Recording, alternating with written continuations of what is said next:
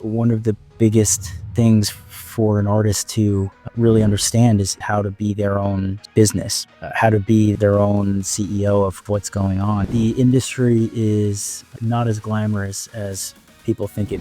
The industry was built around optics. I mean, everything that artists do is built to look good, to look cool, to sound good. People outside this industry don't see what happens on the inside, right? They don't see behind the curtain. Success in electronic dance music isn't just about talent. It's about handling the pressure as your career grows. I'm Dr. Sunni, performance psychologist and coach, and this is Psych Drop, where artists and industry leaders share what it really takes to build a sustainable career.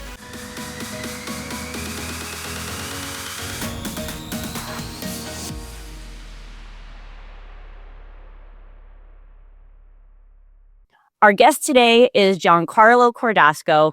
He's a music industry executive with over a decade of experience across major and independent record labels. Formerly head of U.S. operations and promotion at Armada Music and promotion manager at RCA Records. He's also the founder of Lunar Vision Entertainment, an artist consulting and label services agency focused on release strategy, DSP coordination, radio promotion, and commercial partnerships. Welcome, Giancarlo. Happy to have you here with us today. Hey, Sunny, happy to be here. So excited to really dive into this conversation, giving your experience really behind the scenes, working at major labels and now working through your own company to really give artists who are watching and other industry leaders as well, more of a behind the scenes idea of the things that go on that really help artists sustain success as they grow. So I guess we'll just dive right in. And the first thing I'm really curious about is moving from major labels, independent labels, now to running your own company, being the CEO. I'd love to hear your perspective on how artist development has changed, like from what you've seen over the years. Yeah, that's a good one. I have kind of a broad background of understanding artist development from being, on the rock side at RCA and then shifting gears over to the dance world at Armada. So kind of a wide landscape of really what that looks like. So, it's tough to pinpoint, and I do think it's different for every artist, right? And, especially with social media, it really is very kind of, pertaining to that individual artist, how they're utilizing their socials. Are they independent? Are they signed to a label, right? I think there's a lot of different factors that play into what artist development looks like. So, obviously coming from RCA, like major label, major infrastructure, right? And those artists, you've got not, endless money, but you've got plenty of capital to be investing in whatever it is from top to bottom through a campaign of a newer artist, right? So having those resources, that artist development from an artist like that on a major is going to look very different from an artist who is independent, maybe completely labelless, right? Or even at a smaller independent label, right? I think it truly is very subjective to what that artist's situation is. But not to say that there's always opportunity for the artist to put in the work, figure out what that looks like for them. Maybe it is like, maybe social media is their strategy for really building their brand and, kind of really driving their music and putting their name out there. Like I said, maybe it is the label strategy and they're putting a lot of money behind kind of different social ideas and different activations and things like that. So yeah, it's a broad one, but I think, very, very subjective to the artist. Yeah. So that's interesting that answer, like you said, it is different for every artist. So if artists are out there and are listening, how do you suggest they figure this piece out? I think it depends, what's their artist proposition, right? I think that's the biggest thing. What are their goals? Do they want to be a touring DJ? Do they want to maybe be more on the production studio side of things and just releasing a ton of music, right? I think it really starts with the artist identifying what it is that they are trying to accomplish, right? What kind of artist do they want to be? And from there, I think it's really up to the artist to identify where their audience is and who their fans are and what they need to do to, you know, to cater to those people. That makes a lot of sense. I think, what you're saying, depending on the end goal, the value proposition for the particular artist, then once you have that goal, working backwards and figuring out a strategy and plan based on, where you want to take this, right? Like you said, artists have different goals, different things they're trying to accomplish with their artist project. So I think that's a great strategy of figuring out what is the end goal and then figuring out from there, what steps can you take? What path might be right for you? Exactly.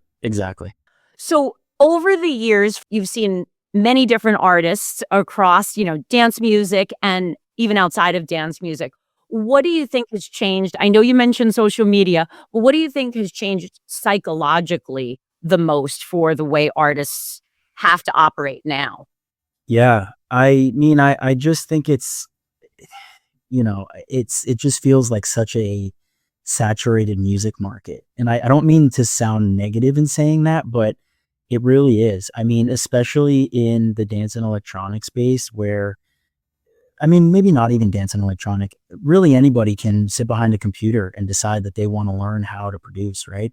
I'm not discrediting that by any means, but really, like, with our resources now and the way people are making music, it's incredibly accessible to be able to do that. And again, to bring up social media, anybody can hop on socials and just promote their music, promote themselves, like build a artist brand for themselves. And it's just the way of the industry now. I'm not saying, by no means is it a bad thing. I just think that's where I think the psychology really kind of affects maybe more mid-tier artists, maybe even, higher A-tier artists, and and in all of that, sort of, I don't even want to call it clutter, but I guess that's, first word to come to mind of what's going on. So yeah, I think, just almost trying to keep yourself on top. How do I break through if you're a new artist with all of these other artists who are doing well on socials? And again, like, I keep going back to the social media thing because I truthfully think that's one of the biggest aspects of the game right now. If you're good at running ads, if you're good at making content, and you have a good, sort of branding and good creative ideas, and you can get on social media and run with it, I do think that's how some of these artists are really cutting through. But there's a lot of other artists who may make phenomenal music and maybe they're not so good at the creative, and that's where they get bogged down and saying, I'm making excellent tracks, and maybe they've had a label, reputable label release somewhere down the line, and something's just not cutting through, right? So I think that's really going to probably affect that artist and saying, what is it that I need to do? Where do I need to refocus? So yeah, I think just very, again, very saturated. And I think that can really kind of affect different artists in different ways. Definitely. I don't think anyone would argue that it's saturated right now. Like you said, I don't know, there's always memes about how many millions of people are becoming DJs. It's like the world population of DJs is just growing exponentially. And it is harder than ever, I think, to differentiate yourself, to stand out. And social media does become so key. And when you're in the social media game, keeping going with that, like you said, keeping consistent with content, doing it well in a way that resonates with other people. There's so much involved in that. And it's so easy, I think, for artists to compare themselves to other artists on social media and get caught up in that game, or, get caught up in all of the numbers games that go on with, whether that's social media, whether that's plays, the pressure, I think, of looking at these different metrics and maybe comparing metrics to other people's metrics. I see artists get so caught up in that, right? And I think that when you're trying to build momentum, if you get caught up in that lane of comparing yourself to others or comparing yourself to your previous work, it just it can become a downward spiral very easily, like with your thought process. Absolutely. Yeah. And, I do think artists sometimes struggle with what metrics should I pay attention to? So I'm wondering, what are your thoughts on that? Because I see, when artists are obsessing over streams, or, social media numbers, it doesn't always equal momentum. So I wanted to know from your perspective, what metrics do you think really matter? This is a big one, especially in this sort of social digital era of the industry. I don't think there's one right answer. I think there's, it's kind of a accumulation of a few different things. You know, Obviously streaming will continue to be one of the sort of main metrics, one of the main sort of measures of success. But I do think it has changed, right? I think the way that we are consuming streaming, it needs to be digested a little bit differently, right? I remember some campaigns I was working across when I was at RCA, and you would see some of these songs doing, 500,000, potentially 1 million streams in a week, maybe sometimes even a day, right? The bigger records. And you're left with, after, a few months, I mean, you're talking about a song that's got now, anywhere from 10, 15, 20 million streams. And that's really how some of these like bigger pop records and even more, to be honest with you, how some of these bigger records were streaming back a few years ago. And now I think that has completely shifted. I think, and again, this is very subjective to the artist. It depends on what tier of artists we're really talking here. But I think generally, mid-tier artist, I think if you're seeing 1 million streams after a few months of a release, I think that's a win, right? Again, back to the saturation point. If you can meet that 500,000 stream threshold within a few weeks of release, I think that's a job well done. And I think, again, that's approached in a few different ways. So yes, I think streaming is still a major measure of success in a way. I think, obviously socials, again, here's that word, socials, will always be a very, very important aspect of in terms of numbers and measuring, metrics in that sense. One of the first things I'm doing when I'm looking at artists or having new conversations with artists is, what do your socials look like? What does your engagement look like? I'll go through their profiles. I'll look at what their reels look like. Are their followers real, or is it organic? And you can usually tell that by going through, the views on their reel. That's another big one. Socials is a huge one. I think that the social metrics and the streaming metrics now really do play hand in hand. I think it's more important to understand how, either socials affect streaming or streaming affects socials, vice versa. It's hard to say exactly if one influences the other. You would like to think so. If you're running ads, obviously there's going to be a bit of a conversion there from advertising on socials to streaming. But I do think they kind of live cohesively. So really the combination you're saying of the, streaming with the socials. And I find that interesting that you do look at socials of artists that, you may be working with.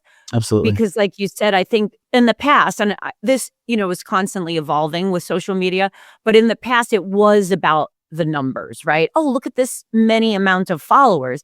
And now we've seen that, people bought 1 million followers or whatever, and that equals very low engagement. So I find it really interesting that it has moved into, okay, what is the level of engagement? Are these real fans? Are they a loyal audience that will convert, will come out to shows, will support beyond, one click a like on a post? Right. So I think that's really interesting, and looking at those metrics rather than the amount of plays only or the number of followers only, because I think that can be so deceiving sometimes. Right. And it's not all, don't get me wrong, it's not all about the social numbers, right? I mean, I truly think, Right. and I try to kind of stand by this, but I think that really it's about the music first, right? If you have an artist who is making really good music. I obviously think that's one of the most important first steps, right? And then once you can put together a promotion strategy, marketing strategy, behind socials, behind streaming, from a digital perspective, that's when the numbers start to continue to matter, right? But if you're facing an artist who makes incredible music and maybe they have 1,000 followers, that's fine, right? I think it just goes back to the question of sort of the artist development conversation, and what are you, either as a label or as a manager or whoever it is, what are you going to do with or for as the artist to push yourself forward from that branding, marketing, promotional standpoint? I completely agree with that. It has to be about the music first. But Mm. like you're saying, there are so many talented producers out there that they never develop the further strategy with marketing, promotion, brand building to build their audience, I think. And so that's where I think without that piece, the music, people don't hear the music, right? Because it's a way of getting your music out there and then developing, like you're saying, a strategy around it. Correct. Yeah. Yeah. I mean, look, it depends. I mean, it's up to the artist to figure out who their audience is, who they're reaching, right? And to kind of, bring this full circle, you're going to do that by releasing music consistently, and then using those metrics, whether it's socials or streaming or, maybe you're looking at Shazams or whatever it might be, to identify where that audience is, and it's just about understanding those metrics and then figuring out how to capitalize on them. I think you make a really good point there with understanding those metrics, looking at them, and then determining strategy from the metrics. Because I think sometimes people are so caught up in whatever type of number they happen to be obsessing over, rather Mm. than looking at the metrics, you know, good or bad, however you want to label them, and determining where to go from there. Right. Right. Yeah, exactly. I mean, it's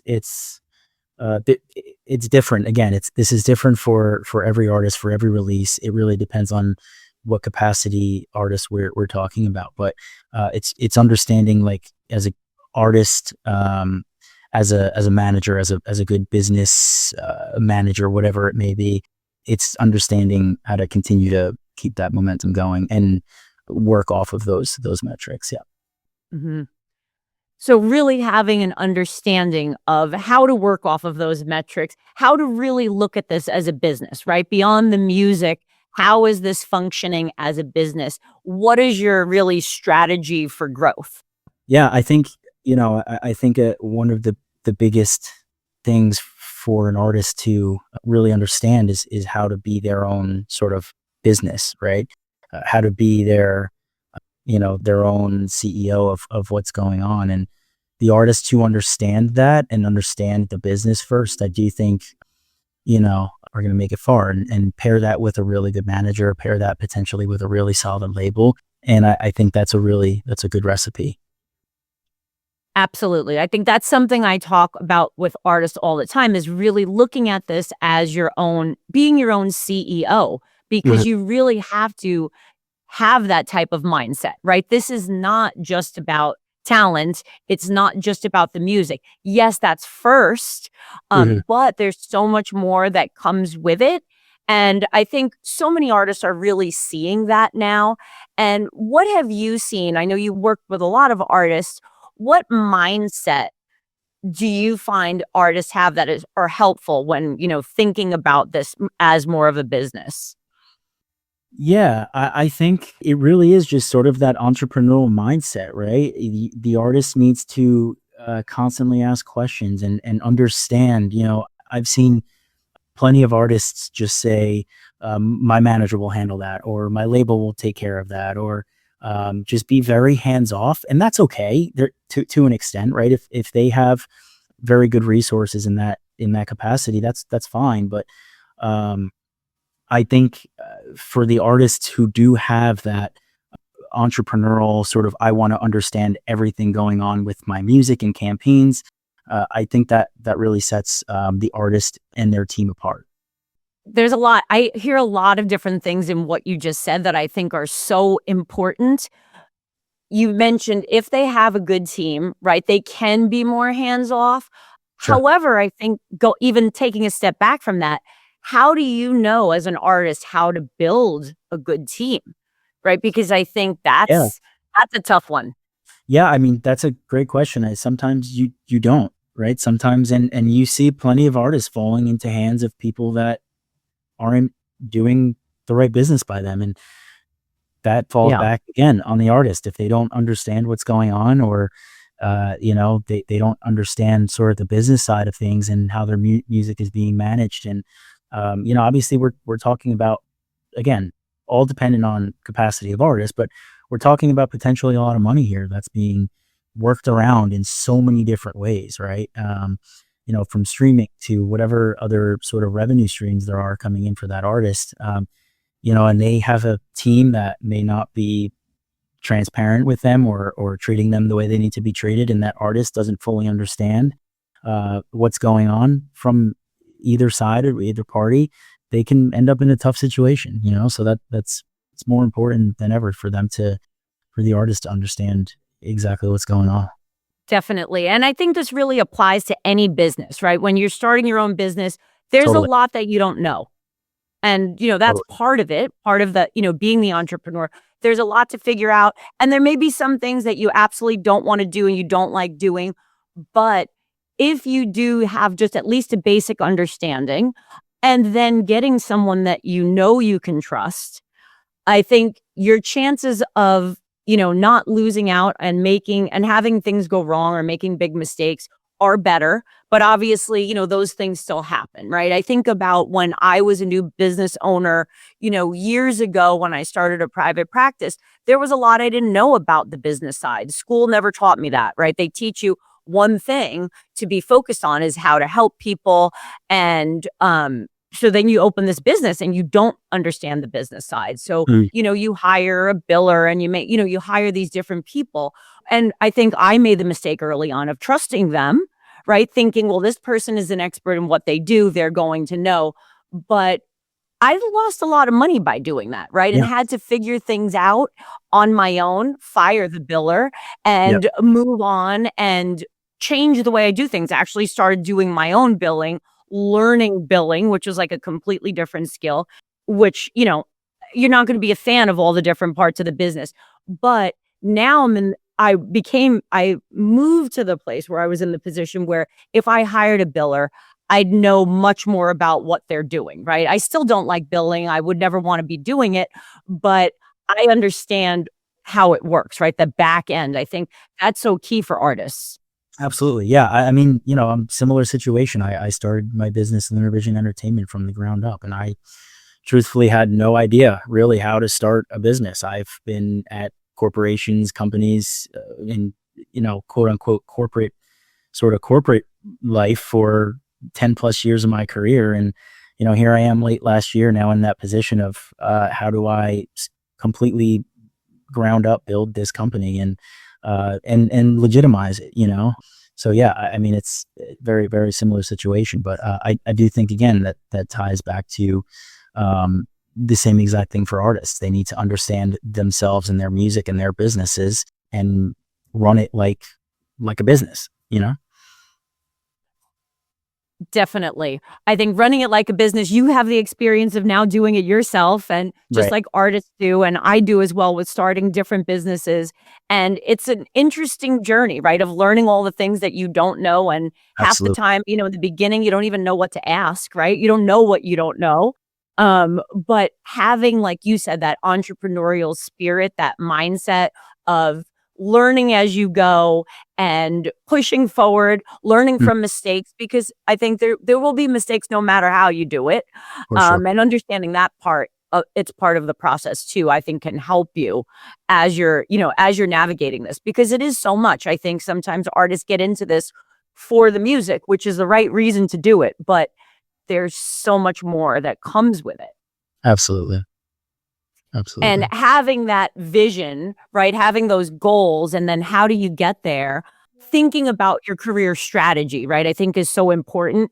And I was wondering, in terms of DSPs, what should artists be thinking about as part of the bigger career strategy, do you think? Yeah, this is a big one too, and I deal with this, sort of question strategy quite often. In some of the campaigns I work across, even some of the artists I work closely with, and again, obviously, this strategy is different for every artist, but you know, across DSPs, I think the sort of commonality is like, well, we need editorial, and absolutely, I think editorial will continue to remain a very important part to streaming and pitching your song to the DSPs, and will always be one of the more sort of prominent ways your song is going to kind of get seen and build streams. But now, again, back to social media, there are so many different ways outside of just traditional streaming and editorial that song is going to grow in streaming and continue to grow outside of just editorial. So I think editorial is important for kind of an overall sort of campaign optics. If you get your song into, say Mint or Housework or whatever the playlist might be, that's all fantastic. And I think that's something that artists and teams and labels should continue to strive to do. I think it's also just more about how you use that information, and you can kind of utilize that to continue to share the narrative. Like once you've got another release, then maybe you can use that editorial support as follow-up information, as ammo for the next release, and sort of be able to build that into the overarching narrative of the artist's campaign. However, from an actual like hard number streaming standpoint, that's not quite where you're seeing all of these streams come from. It's just a piece of that puzzle. You look at, sort of these conversion ads and running pre-saves and all these social campaigns that you can run across different platforms. And I think there's certainly something to be said for that as well. You want to tap into different audiences, target, retarget ads, and figure out where else you can pull some of these streaming numbers. And I think there's a lot of that going on right now. Yeah, it's a tough one. The artists can easily get bogged down and say, well, we're in the biggest editorial, or we're on, whatever the playlist might be. And you'll say, all right, well, we're not really streaming. Why is that? And I just think that's really the result of just, it's not fully focused on just the editorial now. There's so many different outlets for discovering the music. So many different metrics that you're really looking at all the time and trying to figure out where to go based on the metrics, it sounds like. Yeah, I think there's a few different ways to put together a digital strategy, so to speak.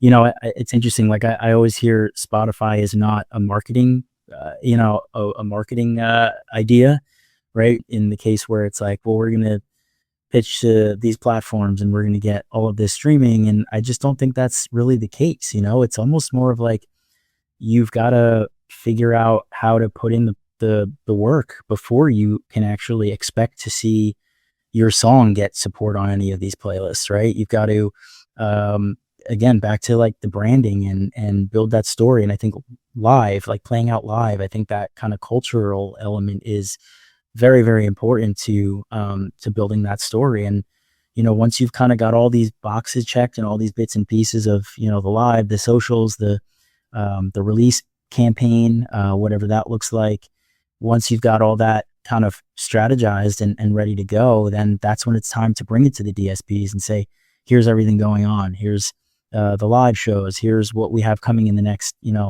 3, 4, 5, 6 months to a year, whatever it looks like.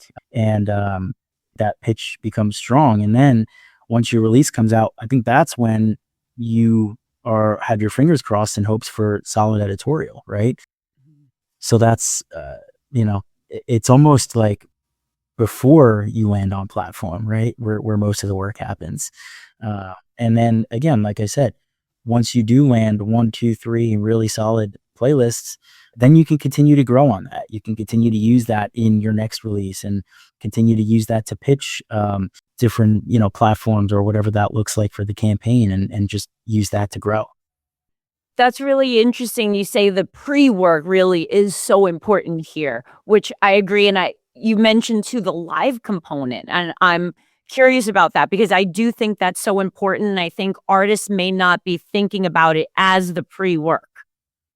Yeah, yeah. I think honestly now more than ever, like you said, I guess, the pre-release, I guess for maybe a better term, the pre-release like campaign setup is very, very important. I think if you have a few months to really strategize a release rollout, and this is something that I try to focus on with some of the artists and campaigns I work across, is putting together some really solid lead time. And then once you have lead time, making sure, everything's properly set up and prepared to meet pitch deadlines, right?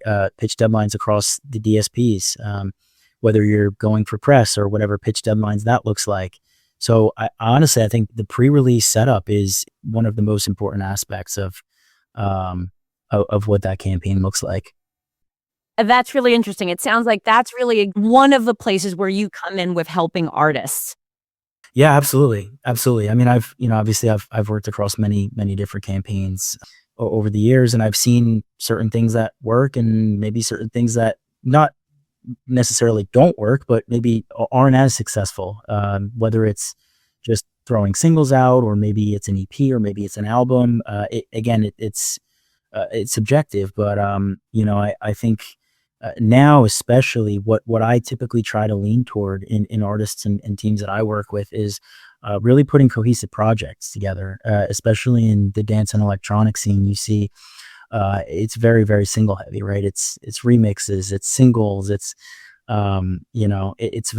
just a very kind of quick, almost instant grad environment ecosystem of releasing music. And I think when artists in this space are able to put together really cohesive projects and build out really strong branding for a project, maybe it's 4, 5, 6 song EP, doesn't necessarily need to be a full 12 track album. But if an artist can really put together a great sounding body of work, build up some really strong branding, accompanied by some shows, maybe some in-person activations, whatever that looks like, and just really put together something that is worth sharing and building a story. I think that's extremely important now in this ecosystem.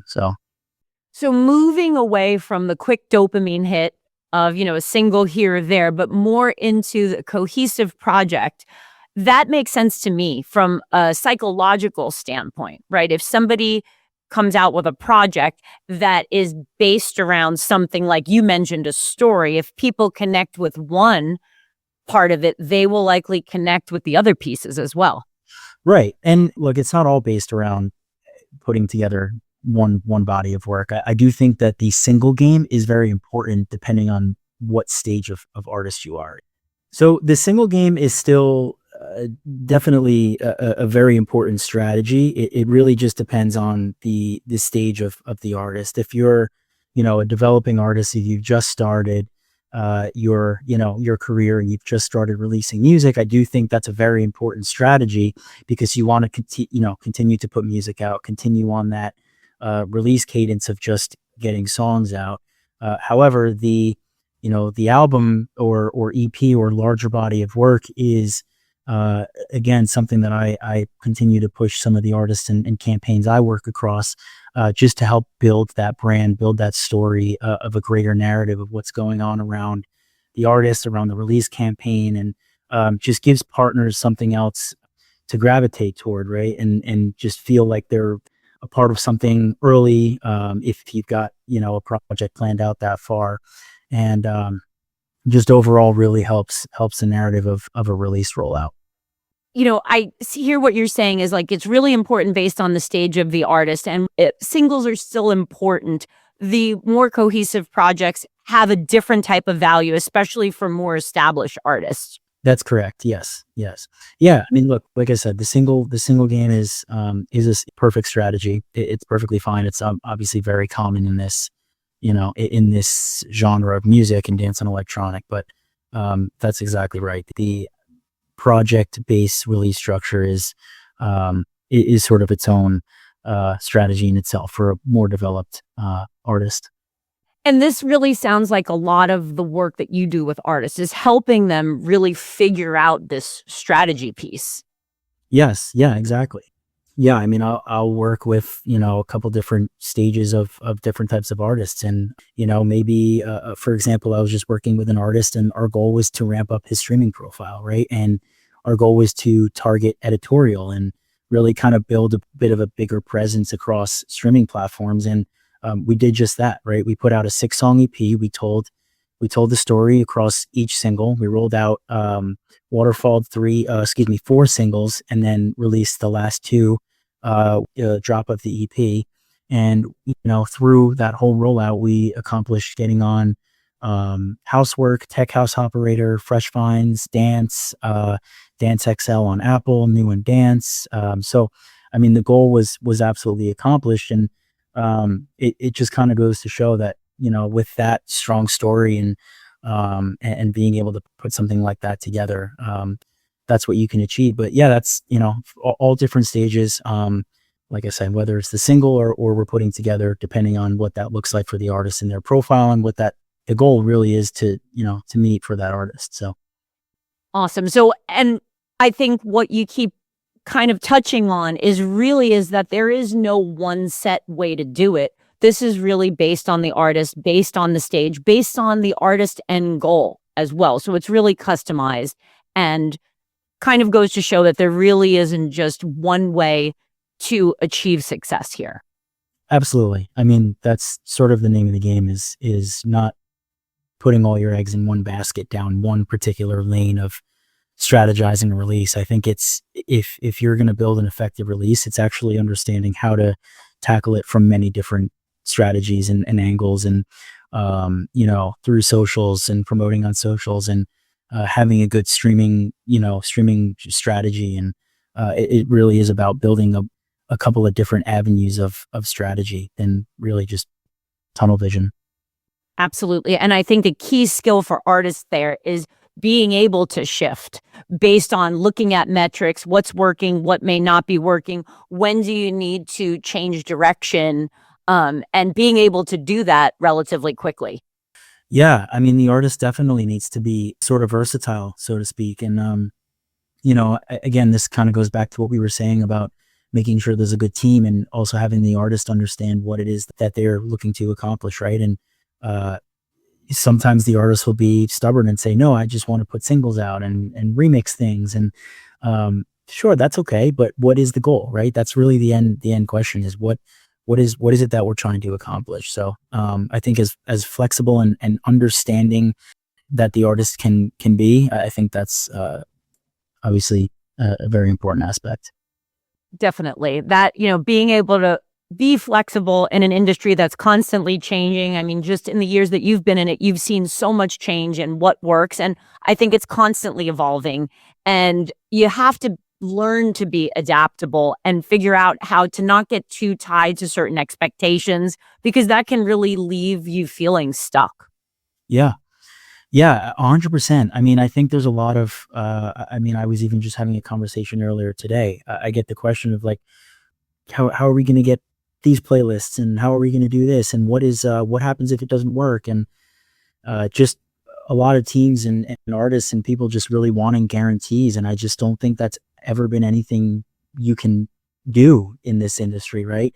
There really aren't any guarantees. It's very people driven. It's very taste driven. And I think that's just the reality of the business that we're in. And it's important to kind of teach that to the artists and the managers and the teams that you work with, of like, we're partners, we're in this together. I don't know I don't know what the outcome is going to be of this campaign, but we're all going to do what we can to put our best foot forward. And use our resources and our relationships and do whatever it is necessary to build the most successful release. But, at the end of the day, everybody needs to understand that you just can't guarantee anything.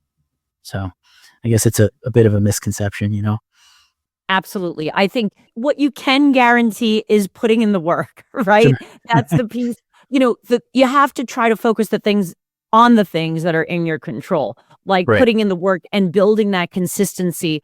Like, you were mentioning earlier, is having lots of music ready to go, putting in that studio time, Exactly. being consistent is an outcome that, you can achieve that goal. We don't know how this campaign will turn out or how X single will do, but Yes. you can guarantee that, you're building consistency over time in your Mhm. releases. And I think that's where artists can focus on, right? Yeah. Accomplishing those things for sure. Yes. And, that leads to momentum, I think, over time. Absolutely. I mean, expectation setting is extremely important, right? And I think what you just said is one of the key things here is like what you are doing now might not be the biggest song or the biggest release or a bunch of streams, but it is continuing the momentum for what you're going to continue to do, 5 years down the line when you're still grinding to build your profile and your brand. And, that's absolutely right. Yes, consistency and routine, I think, are key Yep. elements. And then, along with that comes the being adaptable, because even what works now may not work next month. Correct. Correct. I mean, it's not an overnight thing, right? Rome wasn't built in a day, right? Absolutely. I was having this same conversation with Amel about how, there is no overnight success, Right. but, there is one way you can surely not be successful, and that's if you quit. Correct.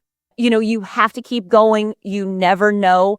Building that consistency, building your skills and building that consistency over time, that's what works. The people who keep showing up. And, when I think of consistency in terms of DJs, I automatically think James Hype, because he's always posting about it, right? And there are lots of James Hype pages posting about how he has achieved the success that he has is through showing up religiously, relentlessly, no matter what. Like, he was going to make this happen, and it did happen. That's exactly it.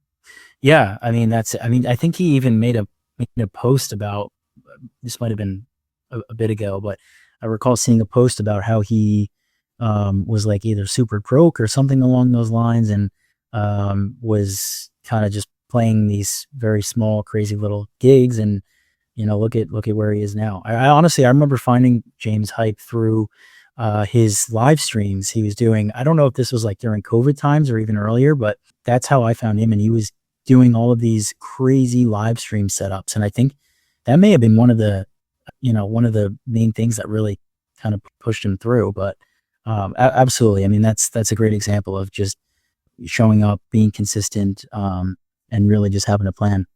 Yes, I remember that exact post. I think it was about him being broke in Ibiza and, what he had to do to sort of make this happen. I mean, and he never thought about the option of giving up, right? And I think that's where a lot of times people get into trouble, whether, you're running the business of being an artist or a small business. You can't give up. You're developing a product if it's another type of business, or music if you're in this business, and you have to fully believe in it. You have to be fully committed and know that there are going to be ups, downs, successes, lots of failures, lots of rejections, and you can't let those things keep you from working toward the end goal. Right. And I think another important aspect is like being able to appreciate those small wins. It's like you said, there are so many ups and downs, and we were kind of relating this to our businesses too, and it's similar, right? It's maybe not having a great day, but then the following day something positive does happen, and I think it's about reflecting on what that means and taking those small wins, in a different light than harping on what may not be going so well. So, absolutely. I 1000% agree with that. I think that a lot of times, we don't celebrate our wins enough. Lots of good things can be happening, but we don't stop and say, wow, this thing actually happened. This went really well. These really cool things happened today. We get focused on, what didn't go well or what we need to Yeah. fix.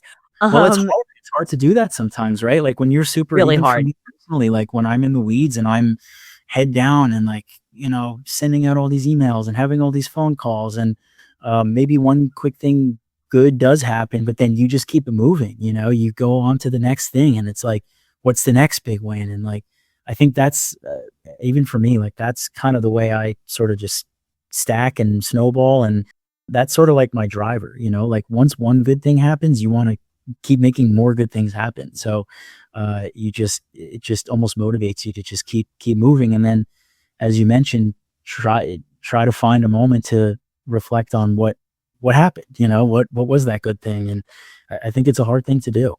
Yes, it really is a hard thing to do, but it is so powerful. I mean, there is research on the fact that this works. If you are actually keeping track of your wins for the day, even if it's just one thing or two things, having that list, making that list, it's sort of training your brain to be more focused on the positives, on the momentum that you're building every day, because our brains are wired for the negative. We're, looking for threats, looking for problems. And it's so easy to get bogged down in that and not take the time out to celebrate the wins. So I think that's one of the ways that you're staying passionate about what you do. Yeah, I mean that's 100% right.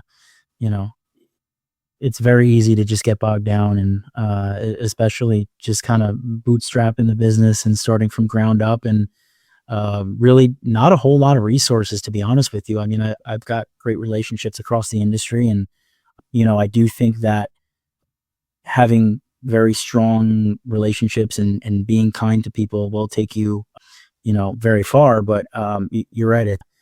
You know, it's kind of what keeps you moving and just trying not to keep getting bogged down in what may not be going well.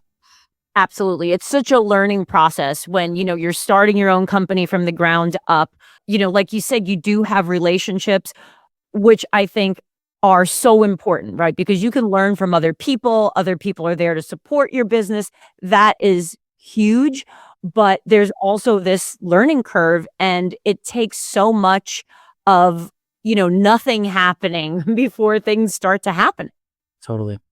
Yeah. I mean, that's exactly right. I mean, you uh, are kind of bare bones, right? And you're grinding away, and yeah, there's sometimes a whole lot of nothing happening. You might send 50 emails and maybe get one reply. But Right. and like back to that word consistency, just like kind of keep chipping away and make sure that you're whatever protocols you might be following or whoever whatever partners or whatever you might be managing, just continue to make the right choices there and chip away and don't get bogged down if you don't hear back and just keep moving. So as a CEO, like, are there any specific things that help you stay consistent that you do regularly? Yeah, I think just kind of staying on the 9 to 5 schedule and really just keeping that consistent that consistent work day mentality is important for me. And I think it's time is very valuable, right? So making sure you utilize every moment that you have to spend working on your business and for me working on my business, obviously, it's important to just keep that structure. And just because I work for myself doesn't mean, oh, I'm gonna, be able to go and play around a golf at 2 o'clock in the afternoon, right? It's still a work day, and there's still things that need to be done, even if maybe there's not anything immediate that you need to handle. I think it's still about like being able to sit down in front of your computer and like figure out how do you be creative? How do I maybe find one other client to reach out to? Or I think the most important moments are actually the moments that you don't have anything to do. Mhm. How do I utilize my time when there's no text messages coming through or no emails coming through? And I think those are some pretty defining moments. Absolutely. I think it's different when you're running your own business versus working for someone else. And I think in ways, people think of it as the dream, which Mm. I think, it definitely is, right? Because you're doing something that you've started, right? It's your baby. Your company or your artist project is your baby. A dream with structure. There you go. Right. Well, the dream has to have structure. There has to be a Yeah. plan in order to, make it happen. You're wearing so many hats and you're doing so many different things. It's hard when you're managing yourself. Right. Yeah, I mean, it is, and honestly, sometimes I think about that, coming from working in a major and an indie, and most of the work you're doing is somebody almost always telling you what to do, or if not telling you what to do, like, there's still, you're still answering to folks. There's always gonna be, sort of a somebody on your shoulder and somebody to get back to, and I think for some people, and honestly, even for me before I started the business, like, there's a degree of kind of enjoying that, right? It almost holds you accountable, and you show up to your desk and you've got a message from maybe your boss, and it's like, hey, I need you to do this. It's like, all right, now I have a task. Now I know what to do. And not being able to have to worry about, like, oh my god, what do I do today? It's almost kind of paved out for you. So I think for some people that's probably, and again, like, even for me before I did this, like, there was some times when I really didn't mind that, and having that structure readily available to you is, sometimes an easy way out almost. But now it's like I am my own boss, I am my own structure, and I have to push myself to do these things, and nobody else is here to hold me accountable. It's literally just me trying to figure it out. So it's tough. It's a tough game. Definitely a tough game. Like you said, you have to hold yourself accountable. Everything rides on you, which is a good thing in a way, but it also, I think it is a lot of pressure. And I think artists feel that pressure too, especially if they don't necessarily have a team yet or have a very small team. Everything really does fall to them to figure so many different things out. Absolutely. And again, like, it's just having that good head on your shoulders, having that entrepreneurial mindset of exactly everything I just said. I mean, the way I spoke about me starting my business is really the way that an artist should also be, thinking about the way they're putting out music and working on music. And, I think we talked a bit about this, but, getting into their own routine of when they're in the studio and when they're focusing on socials, or, maybe they're out playing shows or doing content shoots or whatever that looks like for the artist. I think it's just as important for them to figure out what that structure looks like for them. Absolutely. And figuring out ways for them to hold themselves accountable to it, or, even having somebody to help with the accountability piece to create a structure, which can be so hard when your day to day just looks like figuring it all out, whether it's studio time, social media time, juggling another job, all of the things, like you said, sending out emails. There are just so many different hats. And you really have to figure out what works for you in building your routine. And in addition to that, also thinking about like that routine, part of that being how you take care of yourself to keep going in such a high pressure industry. Absolutely. I mean, that's a huge one. I'm personally, like, before I got into this business, I was never, a super late night guy, right? But that's not really possible in dance and electronic. When DJ sets start at 1 o'clock in the morning, you need to be able to figure out, how do I keep myself awake to literally stay up all night, right? And, like, most of the time when I'm going into shows in Brooklyn and it's late, I'm driving, so I'm not drinking, and also that's not very sustainable, right? It's like you need to be up and, talking to the artists and talking to managers and partners and different industry folks, and you're not going to be going and getting all wasted. Obviously, a drink or two is fine, but I think that's a big one, like, staying sort of kind of even keeled, and figuring out, like, what your, fitness health habits look like in the midst of, all the craziness of the business is super key. Definitely essential for, growth and long-term success. And I think a challenge as well, like you said, the sleep piece, once that gets messed up, it's harder to make decisions. You're more emotional. A lot of things can start to be more stressful because of the lack of sleep. So it's a tough one, I think, for most artists or most industry people to really figure out. Like you said, when you have a set time that you have to be at, that's starting at 1 or 2, Mhm. what does that look like for the next day? How do you recover? Or even for, touring schedules, which are crazy, and time zone changes, or weeks like ADE or Miami Music Week, where it's sort of go, go, go. Yep. It's a lot to navigate and try to keep some sense of routine. Yeah. Yeah, it is. It absolutely is. I mean, Miami Music Week is a great example, right? Uh, my past experience, you land in Miami and it's just meetings all day, first day, uh, a bunch of shows that night, dinner, then shows, and you're up pretty much, till dawn the next day. And then, probably first meeting hits at 11 a.m. again. And then meetings, pool parties, interviews, wherever it may be, all day, repeat, dinner, more shows, up all night, repeat for a week straight. And, yeah, it's super, super tiring. But, I think honestly for me, like, I think Miami is a bit of a sprint, and I'm kind of personally, I'm usually just all gas, and I try to just keep myself moving. But it's definitely the following week is a massive recovery week for sure. For me too. I think that it's a real sprint, but at the same time, it's like there's so many exciting things happening that I don't really feel tired, but I do have to schedule recovery time after that following week, because then that's when it really hits. That's right.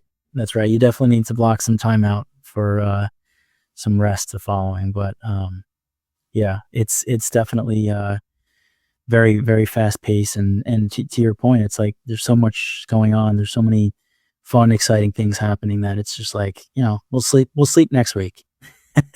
Exactly. And luckily it's only a week long, because I couldn't do it every week indefinitely. Exactly. And AD, same thing. But, I think for us, and, I think for most people in this industry, we're so passionate about what we do that it's really exciting. It's inspiring too, Yes. to have so many things going on, to be around like-minded people. So those Yes. weeks, so many amazing things happen, that you're seeing happen for other people, or that are happening for you in terms of opportunities, that, the sprint is fun. And again, you just need some downtime after to keep going. That's all. Quick recovery and then right back.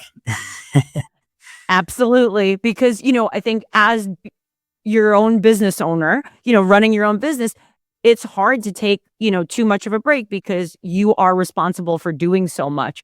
Mhm. But, you need some breaks. Some breaks do have to be scheduled in. I think sometimes people fail to take breaks, and then that ends up, leading to burnout, or not being able to be as productive as usual. And I think that's where people get into trouble.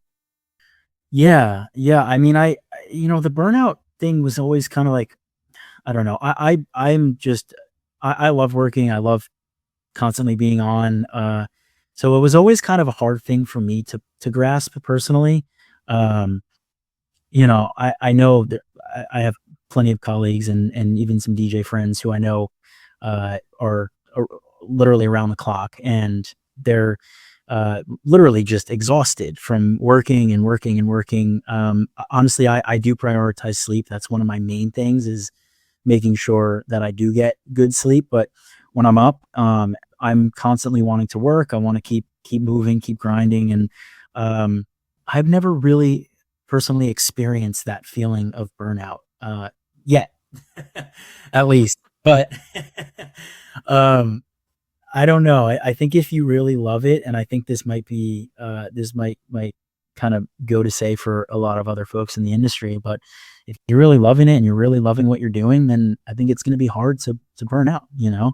I mean, look at a lot of these DJs who have been doing it for 30, 40, 50 years. Like the David Guettas and the Tiestos, and they've been doing it for so long, and they're still grinding. They're still grinding. Are they tired?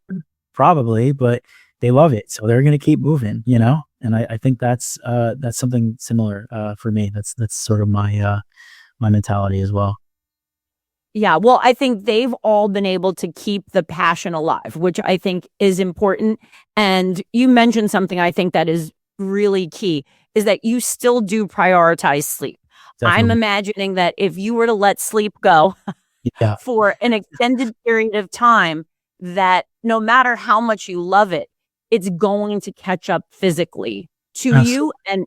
and you'll be probably having some other type of either health problems or something that will slow you down, right? Because I think that happens to artists after years. 100%. I mean, I personally don't do well without sleep. Can I stay up for a week and maybe run on 3, 4, or 5 hours of sleep each night? Yeah, I can do it for a week, but like if I have a terrible night's sleep, the next day I'm so shot, and it's hard for me to function. But my wife's a nurse, and she's in bed by 10 p.m., and it's lights out, quiet time, and everything needs to be shut down. So most of the time I'm in bed pretty early. But I'll either sit there with the laptop if I'm not tired and just kind of, spend a couple more hours. But I do try to get some good rest in. Yes, so important. And, given your experience in the industry and now, being on different sides of it as well, what unfiltered truth can you tell us about the industry that people only learn once they're in it? Yeah, I think for me the big one here is that the industry is not as glamorous as people think it may be, right? The industry was built around optics, right? I mean, everything that we do, everything that artists do is built to look good, to look cool, to sound good. And nobody, fans, more specifically, fans and people outside this industry don't see what happens on the inside, right? They don't see behind the curtain. They only see what's going on socials. They only see that song that released. They see all the good parts of the business.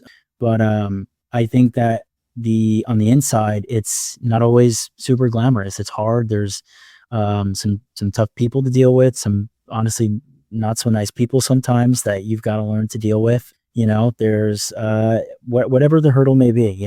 It's an absolute grind. There's a lot of not great things that happen. You might have a campaign that completely flops. You might I don't know, whatever the situation is. It's not always rainbows and butterflies on the inside. So I think that's probably the one of the most sort of standout truths there.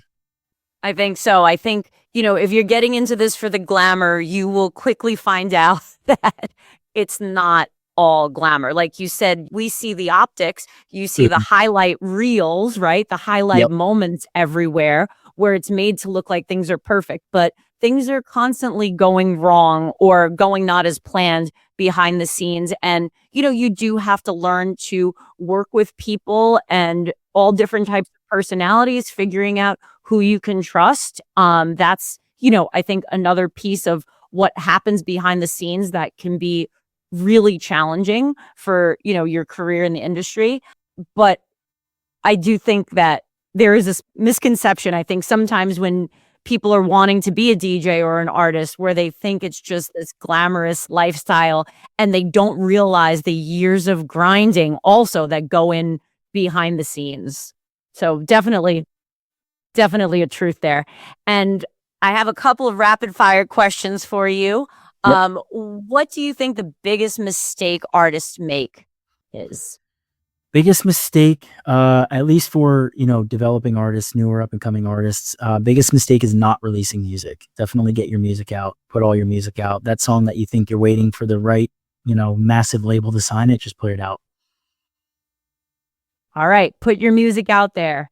Don't wait. And what matters most, music consistency or relationships? All three, 100%. All three. Okay, and one habit every artist should build early on. One habit every artist should build early on. Yeah, I think an important one here is again for maybe more developing artists. understand everything that's going on, right? If you are self-managed, or maybe you do have a manager, or whatever your structure looks like, just make sure that you're constantly asking questions, understand all the ins and outs of what's going on with your music. If you're releasing it on a label, make sure you understand what that all looks like. Talk to your manager, if you have a manager, on what is going on kind of behind the scenes there, and really just have a full grasp of understanding what is really what's going on with your music. Even for professionals, even for up and coming industry professionals, ask a bunch of questions. Ask anybody about industry stuff. Just question everything, really. The more questions you can ask, the more you can learn. I think, obviously, the more beneficial. Absolutely. I think asking questions is one way to, keep learning, right? Because I don't think the learning ever stops, and you can learn from so many different people.